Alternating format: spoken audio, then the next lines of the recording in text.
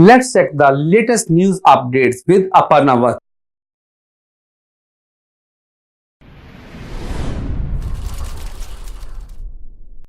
Namaskar, welcome to Friends World TV. This is the English news and I'm your host APARNA VATS. The news this week: new Russian weapon can travel 27 times the speed of sound. Performance of PSBs need to improve, says RBI Governor Shaktikant Das. Significance of Iran, China, Russia holding joint naval drill in Indian Ocean and Gulf of Oman.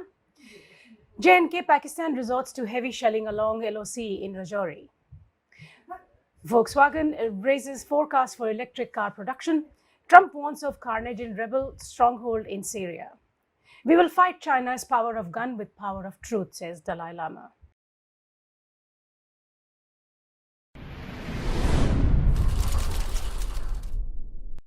The news in detail. A new intercontinental weapon that can fly 27 times the speed of sound became operational on Friday. Russia's defense minister reported to President Vladimir Putin, bolstering the country's nuclear strike capability. Putin has described the avant-garde hypersonic glide vehicle as a technological breakthrough comparable to the 1957 Soviet launch of the first satellite. The new Russian weapon and a similar system being developed by China have troubled the United States, which has pondered defense strategies. The avant-garde is launched atop an intercontinental ballistic missile, but unlike a regular missile warhead that follows a predictable path after separation, it can make sharp maneuvers in the atmosphere en route to target, making it much harder to intercept. The Strategic Missile Forces Chief General Sergei Karakayev said during the call that the avant-garde was put on duty with a unit in the Orenburg region in the southern Ural Mountains.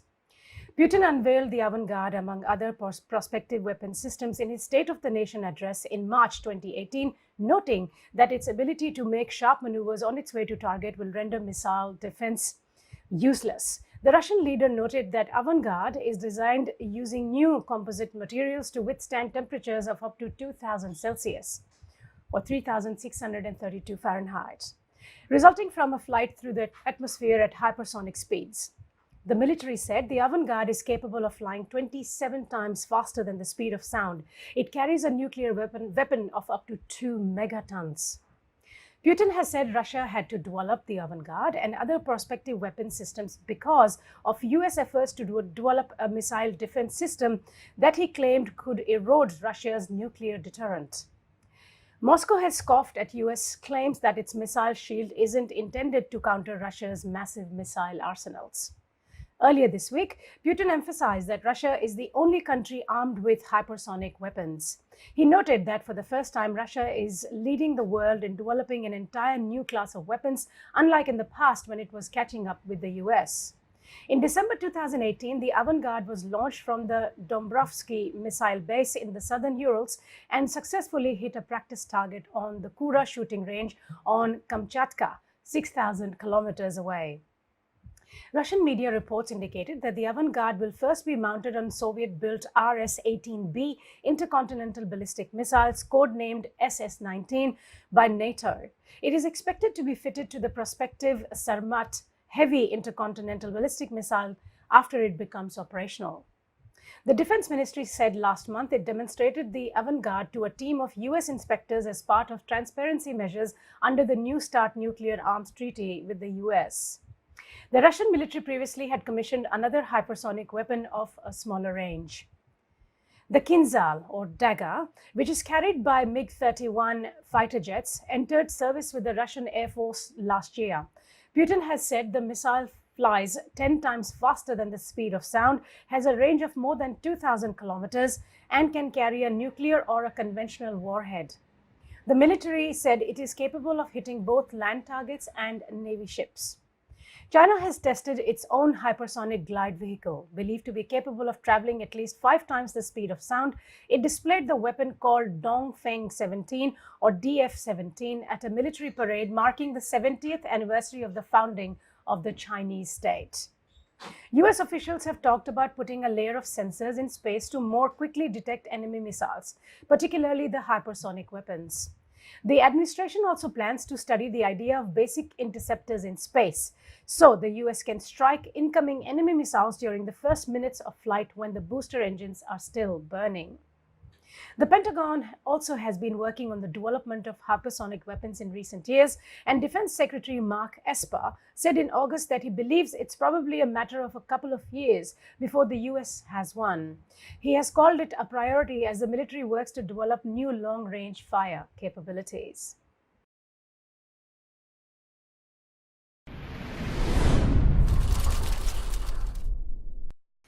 Even as the banking system has shown signs of stabilization, state-owned banks need to improve their operating performance, while private lenders require greater focus on corporate governance, Reserve Bank Governor Shaktikant Das said. Continuing the trend witnessed in the previous half year, the banking sector has shown signs of stabilization. That said, the performance of public sector banks, or PSBs, needs to improve, and they need efforts to build buffers against disproportionate operational risk losses. Private sector banking space also needs to focus on aspects of corporate governance, Das said in his foreword to the 20th issue of the Financial Stability Report released on Friday. Financial sector regulators are striving to buttress the trust in the financial system. Having said that, let me re-emphasize the importance of good corporate governance across the board, which to my mind is the most significant factor that can lift the efficiency of our economy to its full potential, he said. The RBI report noted that reviving the twin engines of consumption and investment while being vigilant about spillovers from global financial markets would remain a critical challenge going forward. It is said that spillovers can be seen through various dimensions: central banks' action and stakeholders' behavior, global uncertainties and related spillovers, commodity market behavior, and capital flows. Das cautioned that emerging markets need to be mindful of the effects of ultra-low interest rates around the world, which has driven asset prices higher. Extraordinary monetary policy stimulus has driven down global interest rates lower to never-seen-before levels in some advanced economies, and a significant pool of these resources is also chasing emerging market assets, with consequent impacts on the asset prices and corporate leverage, even as emerging market growth and corporate earnings outlook remains weak. This makes monetary policy transmission challenging. The challenge is to ensure transmission of monetary policy to the advantage of real economies and not to aid a buildup of froth in financial markets. And we need to be mindful of the Cobra effect, Das said. The report said the Indian financial system is stable even though growth has been falling. All major risk groups such as global risks, risk perceptions on macroeconomic conditions, financial market crisis, financial market risks and institutional positions. They were perceived as medium risks affecting the financial system. However, the perception of risks on various fronts like domestic growth, fiscal, corporate sector, and banks' assets quality increased between April and October 2019, it clearly said. While credit markets are becoming more competitive following recapitalization of state-run banks, it admits that market funding for NBFCs is getting more discerning based on prudential concerns.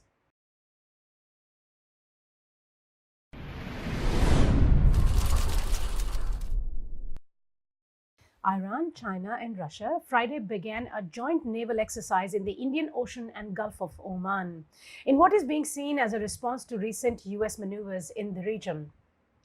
The 4-day exercise has been launched from the port city of Chabahar in southeastern Iran, it was reported. The Chabahar port, which is near Iran's border with Pakistan, was built with Indian assistance and is operated by India. The Gulf of Oman, where the exercise is being held, is a critical waterway as it connects the Arabian Sea to the Strait of Hormuz, a 33-kilometer wide passage which opens into the Persian Gulf, located between energy producers Iran, Iraq, Kuwait, Saudi Arabia, Bahrain, Qatar, Oman, and the United Arab Emirates. A fifth of the world's oil passes through this waterway, around 30% of all seaborne crude oil globally. Since 2019, it has been a focal point of global tensions. In May and June, several international merchant vessels were attacked by unidentified assailants. The US blamed Iran for the attacks, a charge that Tehran denied. In July, Iran detained a British oil vessel, the Steno Impero, for 2 months, believed to be in retaliation for an Iranian oil carrier that British authorities detained at Gibraltar earlier in the same month. Tensions rapidly escalated in September when the US accused Iran of carrying out drone attacks on oil fields in Saudi Arabia. The attacks had immediately reduced Saudi Arabia's oil production by half, which is 5% of global oil production. Until the affected facilities returned to full capacity by the end of the month, Iran denied the allegations and the responsibility was claimed by Yemen's Houthi rebels. Since the attack, the US sent a number of its troops to the region and provided Saudi Arabia with missile defense system. Under President Trump, Washington last year withdrew from the 2015 Iran nuclear deal and reimposed sanctions on Tehran. The US has since pushed for Iranian energy sales to be cut off, crippling Iran's economy. The three-nation drill is expected to further provoke Washington. A guided missile destroyer from China and a frigate, tanker, and rescue tugboat from Russia would be taking part. Moscow has called it an unprecedented exercise in naval cooperation and training.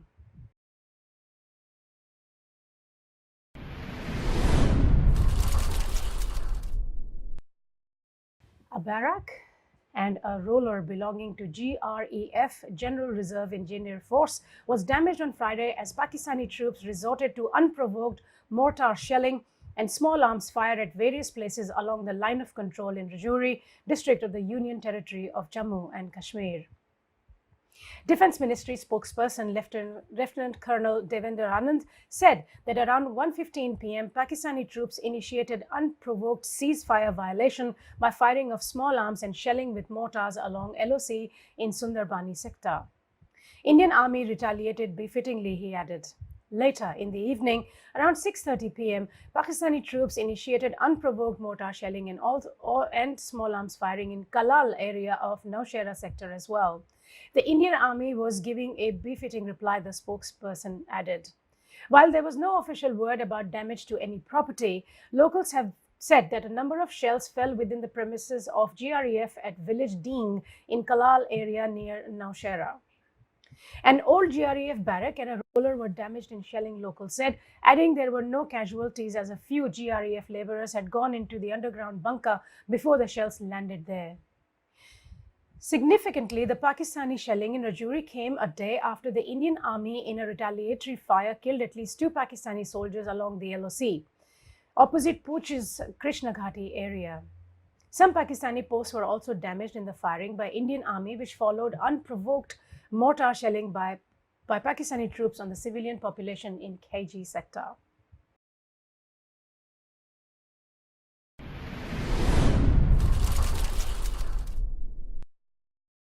Automaker Volkswagen is accelerating its move into battery-powered cars, saying it will reach its goal of 1 million electric cars per year 2 years earlier than planned. Friday's announcement came as European automakers are under pressure to meet lower emission limits aimed at fighting global warming. The Wolfsburg-based automaker said its core Volkswagen brand would turn out 1 million battery-only cars by the end of 2023 instead of 2025 and would reach 1.5 million by the end of 2025. Those numbers are a stark contrast to this year's production of more than 70,000 e-autos and last year's 50,000.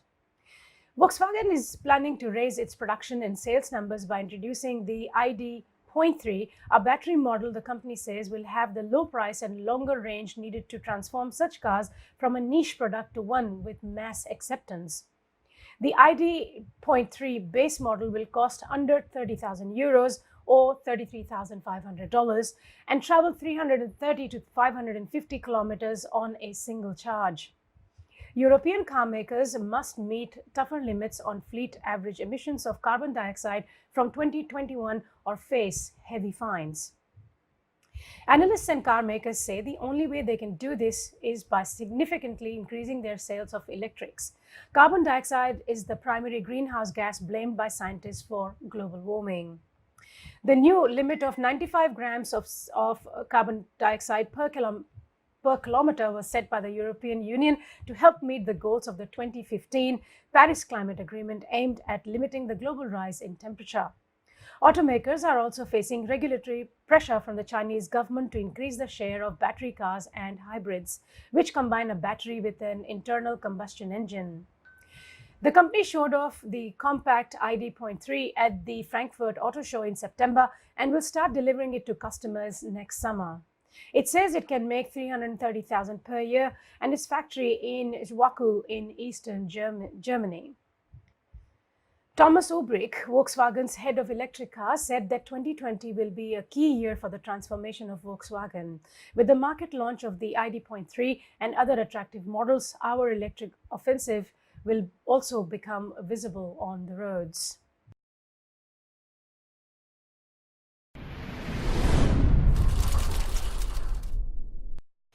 President Donald Trump is speaking out against the carnage involving thousands of civilians in a rebel stronghold in Syria. In a tweet on Thursday, Trump wrote, "Russia, Syria, and Iran are killing or on their way to killing thousands of innocent civilians in Idlib province. Don't do it. Turkey is working hard to stop this carnage," he said. The tweet refers to an intense air and ground bombardment by government forces in southern and eastern Idlib province, the last rebel-held bastion in the country. Syrian government forces about a month ago launched a renewed effort to take the province, which is dominated by al-Qaeda-linked militants and is also home to 3 million civilians. The United Nations has warned of the growing risk of a humanitarian catastrophe along the Turkish border. A Syrian relief group said on Wednesday that more than 200,000 men, women, and children had fled their homes in buses, trucks, and cars in recent weeks. Many have been heading towards the Turkish border for safety. Before a ground offensive began a week ago, the UN reported that some 60,000 Idlib residents had already been displaced since the government's bombing campaign started late last month.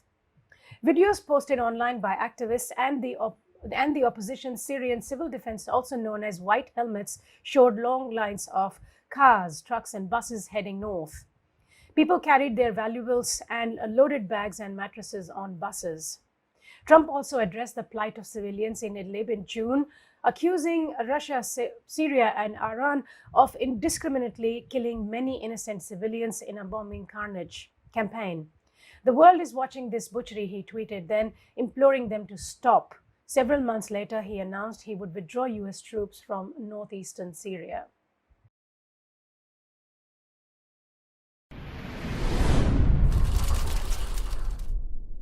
The Dalai Lama on Wednesday vowed that Tibetan Buddhists will continue to fight with the power of truth, the communist regime in China, which according to him thrived on the power of the gun.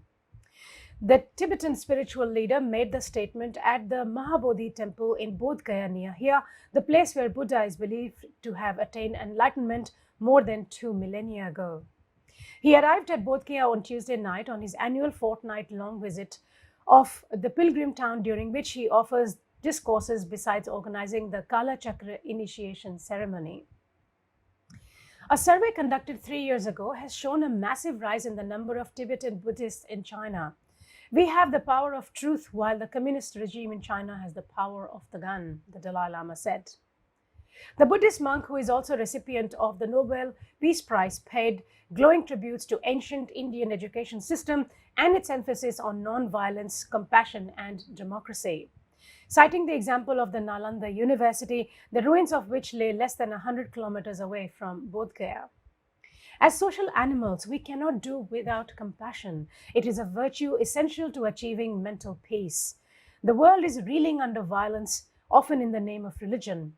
This must not happen, and humanistic values must be promoted," he added. About the spread of Buddhism in China, which has been officially atheist since the Communist Revolution, the Dalai Lama said China has traditionally been a Buddhist country. Among the adherents of various religions, Buddhists are the largest in number.